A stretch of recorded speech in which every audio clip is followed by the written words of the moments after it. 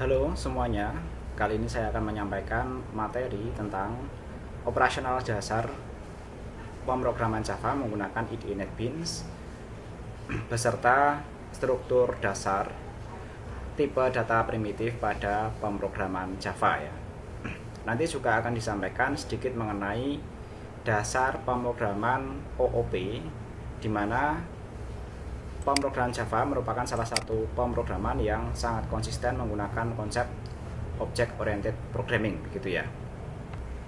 Tujuannya yang pertama, mahasiswa memahami struktur dasar atau sintaks bahasa pemrograman Java.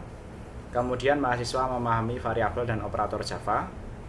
Mahasiswa mampu membuat program Java sederhana yang terstruktur sesuai aturan. Berikutnya mahasiswa memahami operasional IDE NetBeans ya. Beserta satu lagi bahwa nanti mahasiswa memahami kelas dan instansiasi, karena itu dasar OOP pada Java dan seringkali Java menggunakan konsep tersebut ya. Dasar teoritisnya yang pertama mengenai identifier ya, saya kira ini ada di semua bahasa pemrograman. Identifier ini adalah nama yang biasa digunakan dalam pemrograman untuk menyatakan variabel, konstanta, kelas, atau metode. Berikut aturan mengenai Java identifier ya. Yang pertama, identifier harus diawali oleh huruf yaitu A sampai Z, besar atau kecil ya, tanda dolar atau tanda garis bawah. Identifier bersifat case sensitif, artinya identifier color berbeda dengan identifier color dengan C-nya besar ya, C kecil dan C besar, atau color dengan semua hurufnya besar dan lain sebagainya ya. Java keywords tidak boleh digunakan sebagai identifier ya. Contoh Java keyword adalah class, public, protected, dan lain sebagainya. Untuk lebih detailnya nanti bisa melihat untuk tabel yang ada di sini ya. Nah, biasa disebut sebagai reserved keyword atau lain sebagainya ya. Atau bahasa mudahnya ini adalah istilah-istilah yang dipakai oleh program Java begitu ya. Nah, jadi nanti ketika membuat identifier tidak boleh memakai istilah semacam class, do, extend, for, dan lain sebagainya. Contoh identifier yang boleh adalah nama, dolar nama 123 underscore nama ya. Contoh identifier yang tidak boleh misalnya 123 nama, n nama, titik 2, p nama gitu tidak boleh ya. Pemberian nama pada kelas Java gunakan huruf kapital untuk huruf pertama ya. Sedangkan untuk nama metode dan variabel gunakan huruf pertama. Pada kata pertama gunakan huruf kecil ya. Selanjutnya gunakan huruf kapital pada setiap kata berikutnya. Contohnya untuk kelas adalah K-nya besar, kelas karyawan ya. Kemudian untuk metode misalnya hitung gaji karyawan. Nah ini misalnya contoh kelas ya. Contoh kelas dengan di sini contoh metode.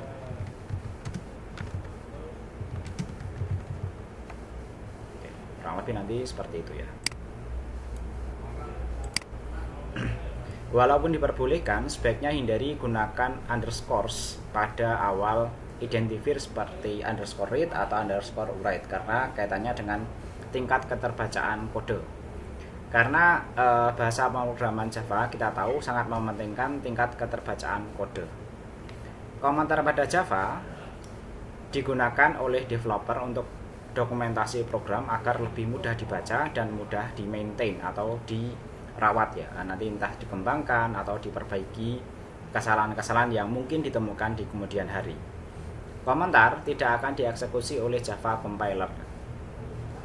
Ada 3 macam gaya komentar, yaitu dengan single line underscore kemudian diikuti dengan komentar ini ya, double slash kemudian diikuti dengan satu baris komentar ya, atau multiple line yaitu dengan slash bintang diakhiri dengan bintang slash. Itu nanti memungkinkan kita untuk membuat komentar lebih dari satu baris. Atau Java doc ya, yaitu dengan slash double bintang kemudian nanti diakhiri dengan bintang slash. Nanti akan otomatis menggenerate dokumentasi HTML untuk program Java yang kita buat ya. Contoh komentar pada program Java ya. Nah ini contohnya, ini untuk dokumen Java seperti ini ya penulisannya ya. Nah ini boleh ada bintangnya, boleh tidak ya. Ada bintangnya kaitannya dengan biar mudah saja untuk itu ya, dibaca begitu ya. Atau yang satu baris seperti ini ya. Atau nanti kalau mau beberapa baris tanpa didokumentasikan, boleh tanpa ini boleh tanpa double bintang ini ya. Variabel dan konstanta pada Java. Variabel digunakan dalam program untuk menyimpan suatu nilai, dan nilai tersebut dapat diubah selama eksekusi program. Sedangkan konstanta menyatakan nilai yang tidak dapat dirubah pada saat dieksekusi. Bentuk umum deklarasi variabel yaitu tipe data, kemudian nama variabelnya, titik koma ya. Sama nanti ketika membuat konstanta langsung sebutkan itu ya, konstanta ya. Berikut aturan-aturan dalam membuat variabel pada Java ya. Yang pertama, case sensitif ya, jelas Java itu semua case sensitif. Huruf kecil dan huruf kapital berbeda, contoh alamat beda dengan alamat A-nya besar atau seluruh hurufnya besar ya, dan seterusnya. Nama dari sebuah variabel sangat dianjurkan dimulai dengan huruf dan selanjutnya dapat diikuti dengan huruf atau angka. Huruf yang bisa digunakan adalah A sampai Z baik besar atau kecil dan angka 0 sampai 9 ya. Begitu juga dengan simbol underscore ataupun dolar ya. Untuk simbol lain dan spasi tidak dapat digunakan. Dalam penamaan variabel juga tidak diperkenankan menggunakan reserved keyword atau keyword yang digunakan oleh bahasa pemrograman Java ya. Panjang variabel tidak dibatasi. Dalam pendeklarasian variabel dengan tipe data yang sama bisa ditulis secara bersamaan seperti ini contohnya ya. INT karena ini I dan J akan akan diisi oleh data-data integer, maka boleh dideklarasikan secara bersama-sama. Begitu juga nanti dengan yang lainnya. Kemudian tipe data pada Java ya. Nanti fokusnya pada pertemuan kali ini adalah tipe data primitif ya. Sedangkan nanti tipe data objek dan tipe data koleksi akan dibahas secara khusus karena pembahasannya juga cukup panjang ya. Tipe data mendefinisikan metode penyimpanan untuk merepresentasikan informasi dan cara informasi diinterpretasikan. Tipe data berkaitan erat dengan penyimpanan variabel di memori karena tipe data variabel menentukan cara kompilator menginterpretasikan isi memori. Tipe data dalam Java nanti dibagi menjadi dua kategori. Yang pertama tipe data sederhana atau primitif ya. Kita fokusnya ke yang primitif ini dulu ya. Terdapat 8 tipe sederhana yang dipisahkan ke dalam 4 kelompok ya. Yang pertama ini adalah 4 tipe pertama ini adalah untuk bilangan bulat, itu nanti ada byte, short, int, dan long ya. Kemudian 2 tipe angka ini dan float ya, floating point dan bilangan pecahan atau biasa kita kenal dengan desimal begitu ya. Dan nanti ada float, ada double. Kemudian 1 untuk tipe karakter yaitu char dan string ya. Ini mewakili simbol pada himpunan karakter seperti tulisan dan angka. Khusus tipe data string sebenarnya merupakan tipe data komposit ya, namun dapat diperlakukan seperti tipe data primitif ya. 1 untuk tipe boolean ya, ini merupakan tipe data khusus untuk menunjukkan besaran logika, itu nanti nilainya true dan false saja ya. Nah, ini spesifikasi tipe data primitif angka dan boolean, itu nanti dari byte sampai boolean ya. Nah, ini bilangan bulat, kemudian float dan double itu nanti bilangan pecahan atau real gitu ya. Dan boolean itu nanti logika true atau false ya. Kemudian nanti ada tipe data abstrak ya, yang akan kita bahas pada pertemuan yang akan datang. Dan ada tipe data komposit ya, atau koleksi itu ya. Tipe data komposit disusun dari tipe data sederhana atau tipe data komposit lain yang telah ada.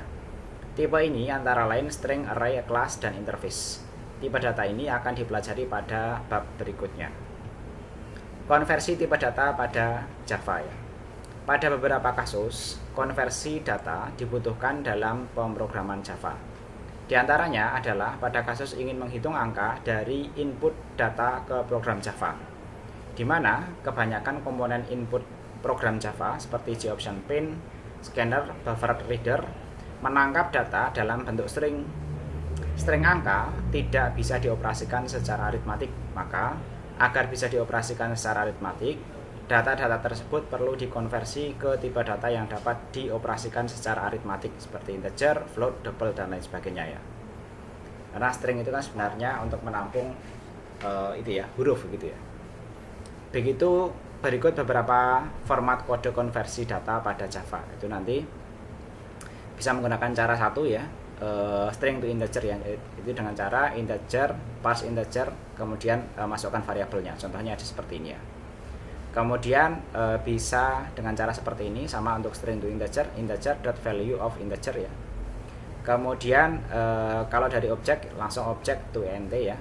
Kalau dari float int, kemudian sebutkan variabelnya ya.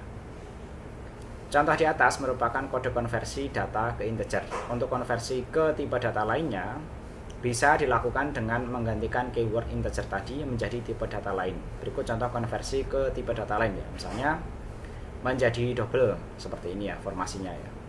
Kemudian menjadi byte seperti ini. Kemudian menjadi short ya. Seperti ini bisa dilihat. Kemudian mengkonversi ke menjadi long dan menjadi float ya. Berikutnya kita memasuki ke operator pada Java.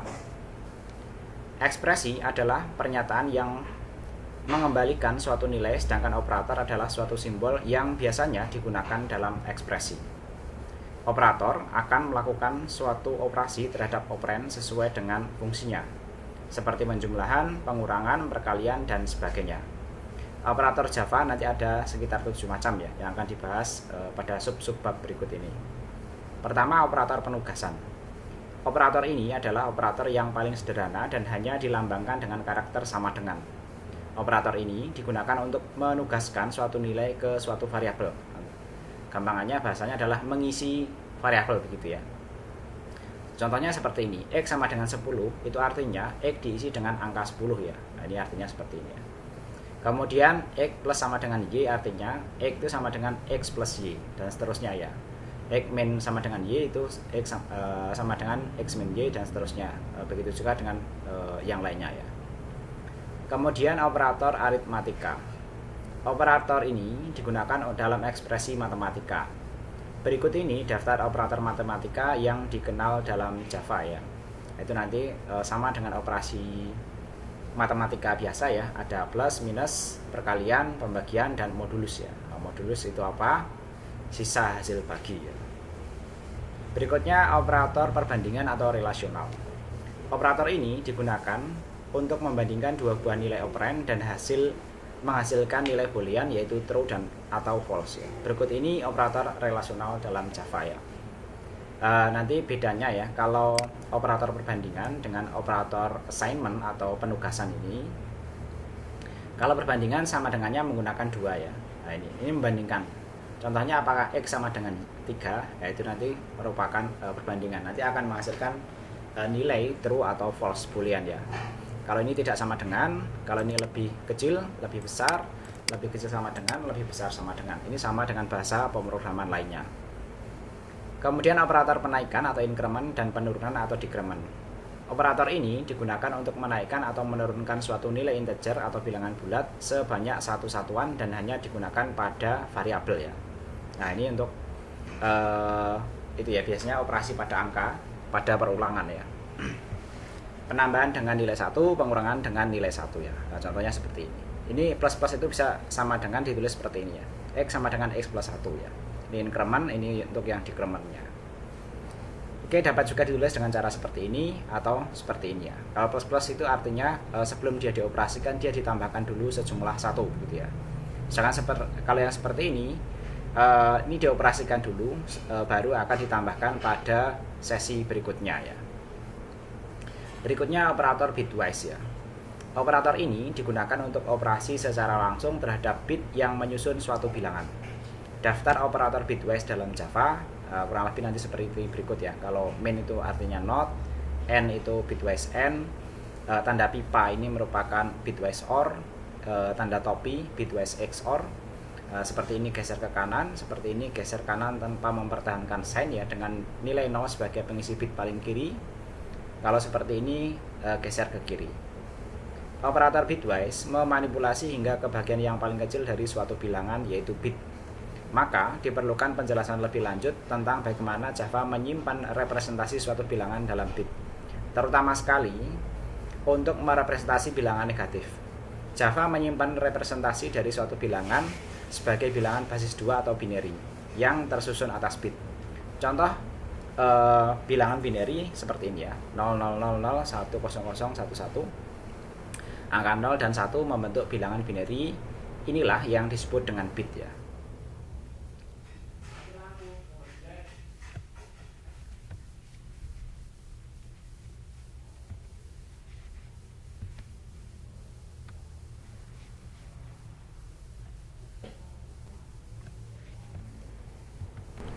Kita lanjutkan dengan operator logika boolean ya. Ini simbolisasinya sebenarnya mirip dengan bitwise ini ya. Kadang antara operator bitwise dengan operator logika boolean itu dianggap sebagai satu topik ya, kadang merupakan dianggap sebagai topik yang berbeda ya. Operator ini hanya digunakan untuk melakukan operasi pada operan yang bertipe boolean ya. Berikut daftar operator logika boolean ya. Pertama n ini untuk logika n ya, kemudian pipa untuk logika or, kemudian underscore untuk logika export, seperti ini untuk logika not, dan nn untuk short circuit logika n ya. Kemudian operator majemuk ya. Operator ini merupakan gabungan dari operator yang telah dibahas sebelumnya dengan operator penugasan. Nah, ini berikut operator majemuk pada Java ya. Plus sama dengan, min sama dengan, kali sama dengan, atau bagi sama dengan, dan seterusnya ya. Contohnya berikut ini ya. Hasil plus 10 plus sama dengan 10 itu artinya sama dengan hasil plus 10 ya, dan seterusnya seperti ini ya. Berikutnya saya tunjukkan bagaimana mengoperasikan IDE NetBeans dalam membuat program Java sederhana. Pertama, pastikan teman-teman sudah menginstal NetBeans IDE 802 ya, yang sudah saya share di Google Classroom ya. Oke, jalankan saja. IDE ini kalau kita cek ya di sini ya, itu menggunakan Java versi 1.7 ya, atau biasa kita kenal sebagai Java 7 ya. Untuk membuat program sederhana, pertama kita dengan klik file, new project ya, kemudian kita pilih Java application, next ya. Untuk nama proyeknya ini bisa diberikan nama masing-masing ya. Misalnya ini saya kasih nama saya. Kemudian di sini adalah tempat di mana proyek kita akan disimpan ya. Misalnya di sini saya simpan di desktop, new folder ya, saya simpan di situ. Kemudian ini untuk ketika kita membuat proyek pertama, misalnya biasanya direkomendasikan untuk membuat main class ya. Main class itu seperti apa? Itu adalah kelas yang pertama kali dijalankan ketika proyek kita nanti kita jalankan ya. Oke, kita klik finish ya. Nanti untuk struktur proyeknya kurang lebih seperti ini ya. Ada nama proyek, kemudian ada source package, ada nama package, kemudian ada main class ya. Kalau kita explore ya, itu file-file kita ya. Jadi kalau kita explore ya, kita bisa pertama itu kalau lupa di mana kita menyimpannya ya. Bisa kita lihat di sini ya. User, desktop, new folder, Priyadi pertama. Itu kita buka di folder kita ya, di new folder ini ya. Nah, ini dia satu proyek berada dalam satu folder ya. Kemudian misalnya ya, untuk membuat program pertama kita hanya mencetak sebuah ini ya, sebuah tulisan ya, misalnya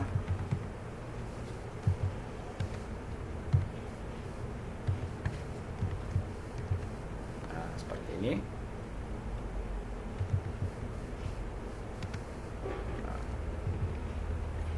Ini pro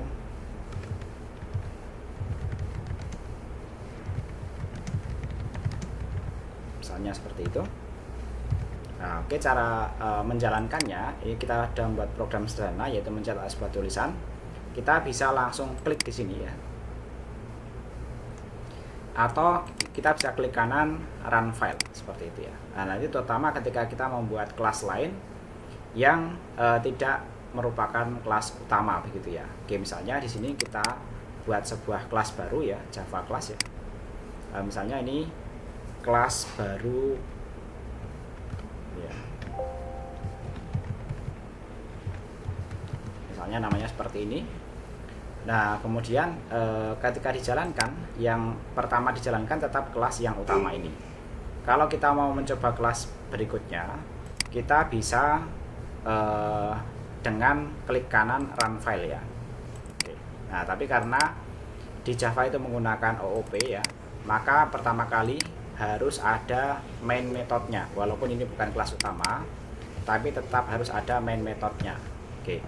Kita bisa mengcopy paste dari kelas utama itu ya, main metodenya yaitu public static void main string args ya. Kemudian berikutnya misalnya kita membuat sebuah tulisan yang sama dengan kelas tadi ya. Misalnya ini adalah Java kedua begitu ya, kedua. Oke. Ini bisa kita jalankan dengan cara klik kanan run file. Nah, ini sudah berjalan untuk yang program kedua. Sedangkan kalau dijalankan seperti ini, dia tetap akan menjalankan kelas yang pertama tadi. Berikutnya kita akan mempelajari dasar dari pemrograman berorientasi objek ya. Untuk detail dari materi ini, sebenarnya nanti ada mata kuliah khusus yang membahas tentang PBU. Hanya saja dalam perkuliahan kali ini, karena kita menggunakan bahasa pemrograman Java yang sangat konsisten menggunakan konsep-konsep PBU, setidaknya nanti kita akan mempelajari dasar dari pemrograman PBU, begitu ya. Tapi nanti ini dasar-dasarnya terutama penggunaan kelas dan instansiasi. Konsep dari PBU adalah konsep kelas dan objek ya. Objek atau objek ya dalam bahasa Inggris ya, memiliki state dan behavior. State atau juga sering disebut dengan atribut atau properti atau field adalah data yang melekat dan membentuk identitas suatu objek. Behavior adalah representasi perilaku objek yang bersangkutan. Kelas adalah cara pandang terhadap klasifikasi dari objek ya, atau tipe objek ya. Nah, teman-teman yang bingung tentang kelas ini, anggap saja kelas itu merupakan klasifikasi ya. Kelas merepresentasikan struktur objek atau state dan behavior yang menjadi anggota dari kelas tertentu ya. Kelas dapat juga disebut sebagai blueprint dari sebuah objek ya. Pengertian prosedur, fungsi, dan metode. Prosedur, fungsi, dan metode pada dasarnya adalah sama, namun beberapa perbedaannya kurang lebih seperti berikut ya. Prosedur adalah sebutan untuk fungsi yang tidak mengembalikan nilai. Fungsi ini biasanya ditandai dengan kata kunci void pada Java. Fungsi adalah sebutan untuk fungsi atau blok kode program yang mengembalikan nilai, begitu ya. Sedangkan metode adalah fungsi yang berada di dalam kelas. Sebutan ini biasanya digunakan dalam OOP termasuk dalam pemrograman Java.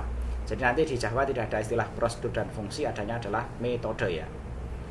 Kemudian kelas dan objek ya. Kelas sendiri dengan satu atau lebih objek di dalamnya didefinisikan sebagai suatu yang mempunyai data atau properti dan fungsi atau metode.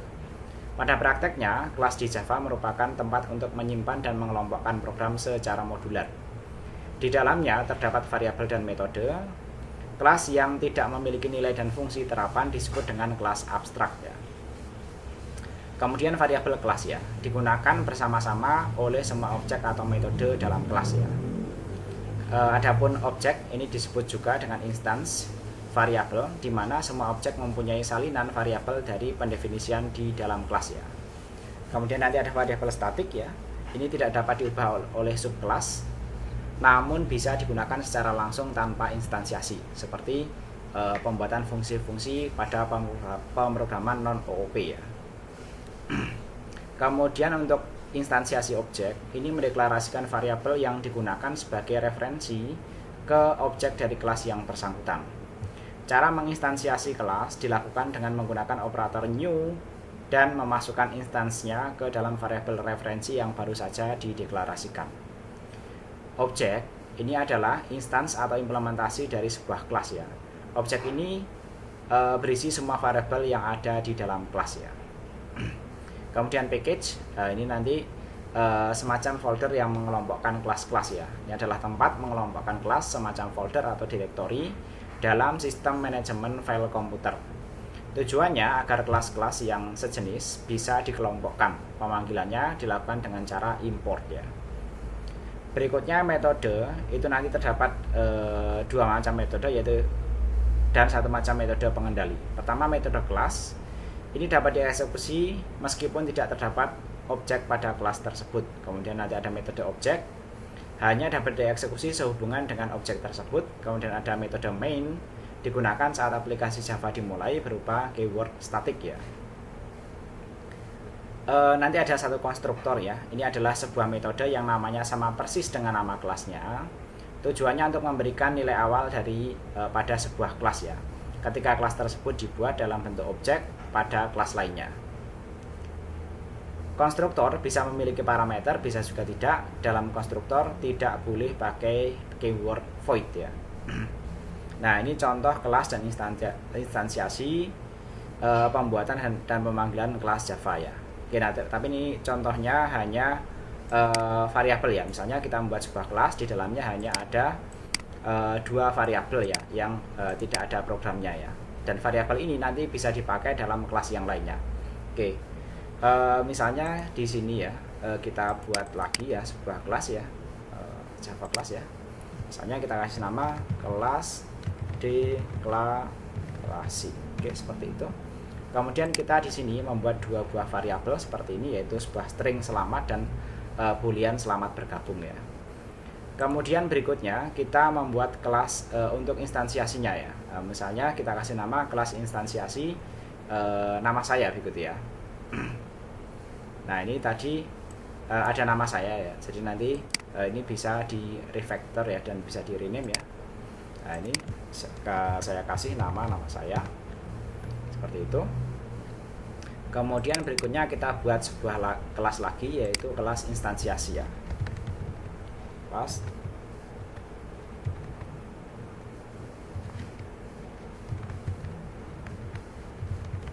oke, seperti itu.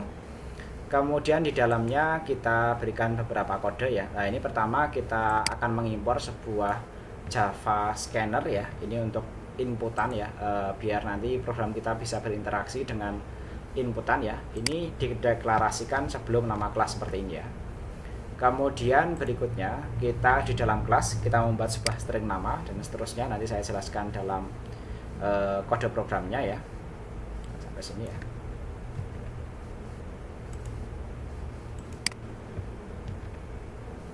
Nah, ini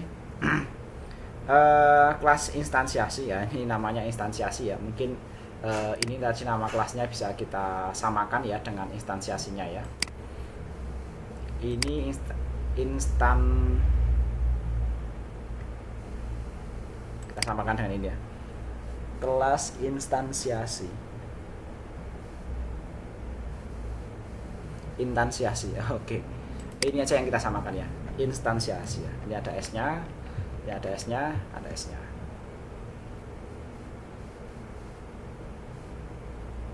Oh ya, ini juga ya. Jadi ini cara instansiasi itu seperti ini, atau membuat objek lah istilahnya ya. Oke, sudah benar ya. Nah, ini jumlah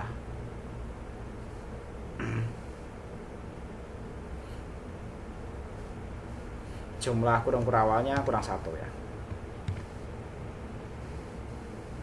Nah, ini udah benar ya programnya ya. Oke, sampai di sini bisa dijelaskan ya, bahwa pertama kita membuat sebuah deklarasi kelas ya, seperti ini ya. Di sini cuma mendeklarasikan string dan boolean, yaitu string selamat dan boolean gabung ya. Kemudian di sini kita pertama mengimpor sebuah scanner ya, nanti untuk menginput data ya. Kemudian kita buat lagi sebuah variabel, di sini adalah bernama string ya. Variabel ini berada di dalam sebuah kelas tapi di luar metode utama ya. Kemudian kita menginstansiasi scannernya ya, instansiasi atau membuat objeknya caranya seperti ini ya. Static scanner baca ya, artinya nanti untuk menggunakan scanner ini tidak perlu instansiasi lagi ya. Ini new scanner system in ya. Kemudian nanti, nah ini ya, ini adalah menggunakan sebuah kelas yang disediakan oleh Java. Jadi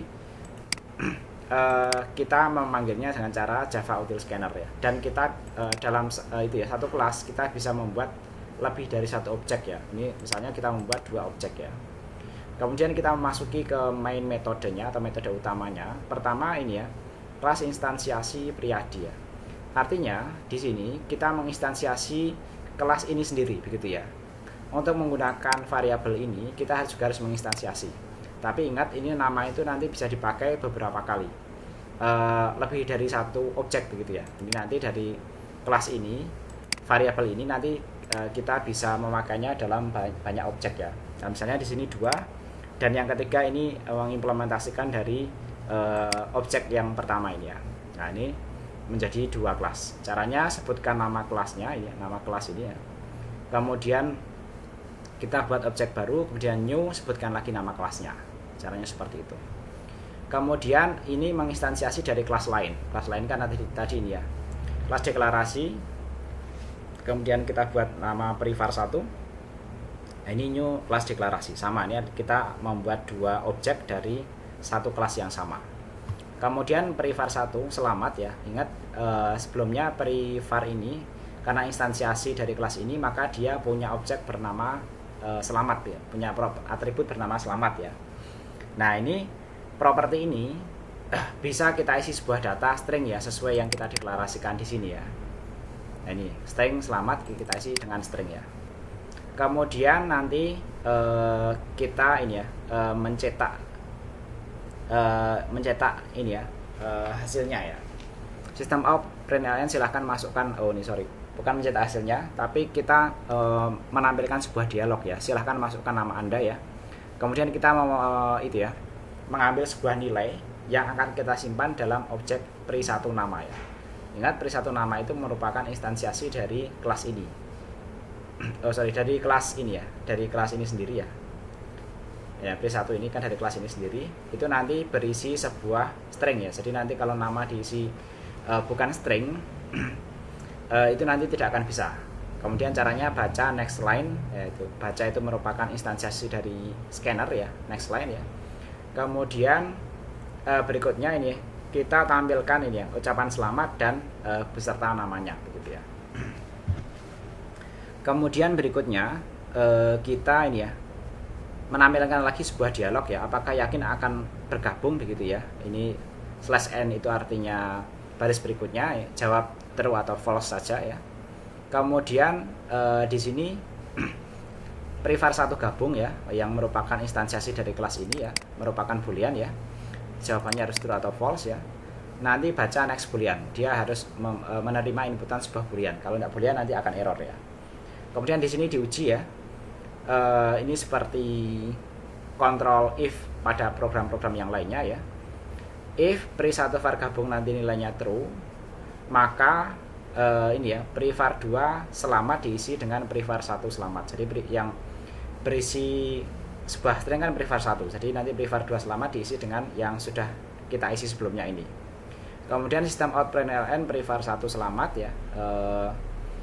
Kita cetak ya, yang menggunakan ini ya. Kemudian privar 2 selamat kita cetak ulang. Artinya nanti untuk menunjukkan bahwa privar 2 itu bisa diisi nilai yang sama dengan privar 1 gitu ya. Tapi kalau salah ya nanti privar 2 selamat itu nanti diberikan isi misalnya ya udah sampai jumpa begitu ya. Kemudian sistem out println ini nanti di print privar 2. Ini untuk menunjukkan bahwa objek itu bisa diisi dari objek yang lainnya atau bisa diisi secara manual seperti ini. Oke, berikutnya bisa kita jalankan programnya dengan cara run file ya. Nah, ini selamat datang. Silahkan isikan nama Anda. Misalnya saya isikan nama saya seperti ini. Nah, ini ya, selamat datang bro gitu ya, nama saya ya. Kemudian apakah yakin Anda akan bergabung? Jawabannya true atau false. Nah, ini jawabannya misalnya saya jawab true gitu ya. Kalau saya jawab true, nanti akan keluar ini gitu ya. Nah, ini selamat datang bro Priyadi. Tapi nanti kalau bisa kita coba lagi ya. Misalnya nama ini saya isi angka. Apa yang terjadi? Akan dikonversi menjadi string ya. Kemudian jawabannya jawaban true atau false. Ini kita jawab bukan true atau false. Misalnya saya isi angka lagi seperti ini 1 2 3, maka dia akan error karena di sini hanya boolean. Sedangkan nanti untuk string itu bisa memuat angka atau huruf ya. Sedangkan boolean pasti huruf true atau false begitu ya. Oke, kurang lebih nanti seperti itu. Kemudian kita coba lagi, kali ini dengan pengisian pertama yang benar. Kemudian pengisian keduanya itu nanti kita isi dengan false ya, seperti ini. Oke, nah ini kalau false dia akan diarahkan ke sini. Oke, kurang lebih nanti seperti itu untuk dasar pemrograman Java ya. Jika ada pertanyaan nanti silahkan ditulis di kolom komentar. Nanti akan saya berikan jawabannya, atau nanti bisa menggunakan Google Classroom. biar nanti setiap pertanyaan bisa didiskusikan dalam kelas. Demikian perkuliahan hari ini. Sampai ketemu lagi pada kesempatan yang lainnya.